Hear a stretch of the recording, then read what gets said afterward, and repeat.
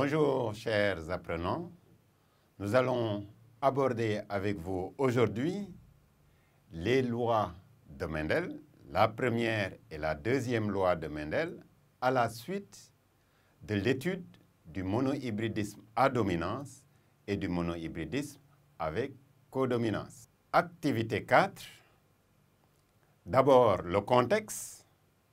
Jusqu'au début du 19e siècle, il n'y avait pas d'explication scientifique satisfaisante de l'hérédité.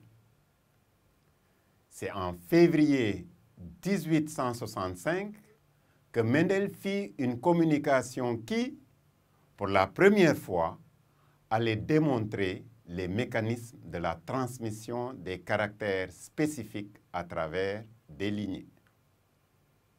Problématique: quelles sont les constatations de Mendel érigées plus tard en loi dédiée au fondateur de la science de l'hérédité?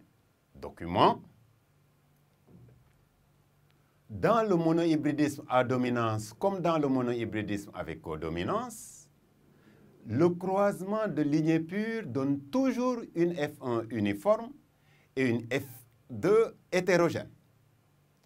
Mendel a fait ces constatations et en a donné au XIXe siècle une explication à partir de facteurs héréditaires.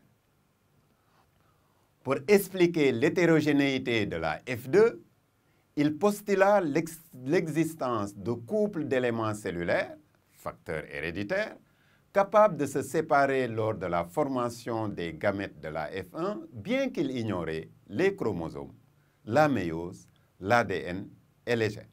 Ces deux constatations ont été reformulées et érigées au XXe siècle en loi dédiée à Mendel. Première loi, la loi d'uniformité des hybrides de la F1. Cette loi nous dit que tous les hybrides de la F1 sont semblables les uns aux autres. Deuxième loi, appelée loi de disjonction ou ségrégation des caractères en F2, les individus de la F2 sont différents les uns des autres. Ces différences ne s'expliquent que par une disjonction des caractères allèles au moment de la formation des gamètes des hybrides de la F1. Après ce document, on vous propose comme consigne: premièrement, relève dans ce qui précède des arguments qui montrent l'intuition et le génie de Mendel. Deuxième consigne, explique brièvement les deux premières lois de Mendel. Vous réfléchissez et vous nous proposez dans 5 minutes vos productions.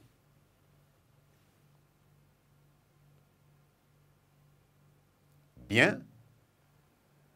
Monsieur Sidibé, que nous proposez-vous pour la première consigne?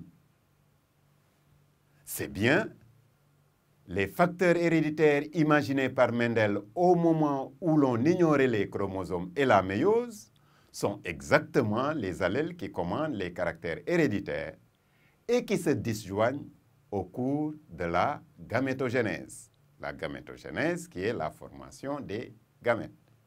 Pour la deuxième consigne, on va donner la parole à mademoiselle Sec. Oui. Dans un monohybridisme autosomique, tous les individus de la F1 issus du croisement de lignées pures ont le même génotype et par conséquent le même phénotype. Première loi. Au cours de la formation des gamètes de F1, les deux facteurs héréditaires, c'est-à-dire les deux allèles du gène, se séparent et chaque gamète haploïde hérite de l'un ou de l'autre facteur ou allèle du gène. Les gamètes sont donc pures et ne sont jamais hybrides. C'est la loi de pureté des gamètes, donc la deuxième loi de Mendel est également appelée loi de pureté des gamètes. La rencontre de ces deux sortes de gamètes de F1 explique l'hétérogénéité de la F2. Pour terminer, on vous propose une évaluation formative dans laquelle vous avez d'abord un document. Ce document vous dit: un agriculteur réalise plusieurs séries de croisements entre des variétés de pois, puis entre différentes variétés de radis. Première série de croisements. Le croisement de deux variétés pures de pois, l'une à graines lisses, l'autre à graines ridées, a permis d'obtenir une génération F1 constituée d'individus à graines lisses. Ces graines lisses de la F1 semées donnent des plantes qui produisent par autofécondation une génération F2 comportant 502 plantes à graines ridées et 1505 plantes à graines lisses. Deuxième série de croisements. En croisant des radis longs avec des radis ovales, l'agriculteur obtient une première génération F1 de 34 radis ovales. Les radis ovales croisés entre eux engendrent une génération F2 constituée de 50% de radis ovales, 25% de radis longs et 25% de radis ronds. Consigne.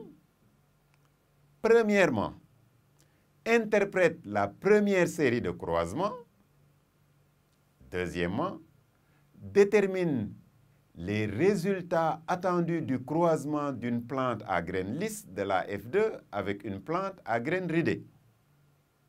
Troisièmement, déduit du phénotype des individus de la F1 de la deuxième série de croisements la relation de dominance entre les caractères étudiés chez les radis. Quatrièmement, fait une interprétation chromosomique puis une interprétation factorielle des résultats obtenus chez les radis, notamment dans la deuxième série de croisements. Donc, en guise d'entraînement, vous allez répondre à ces consignes et évaluer votre niveau d'appropriation du monohybridisme à dominance, du monohybridisme avec codominance et des deux premières lois de Mendel. Merci, chers apprenants. Nous vous donnons rendez-vous la prochaine fois pour aborder l'exception à la première loi de Mendel ou encore l'hérédité liée au sexe. D'ici là, travaillez très bien. Merci.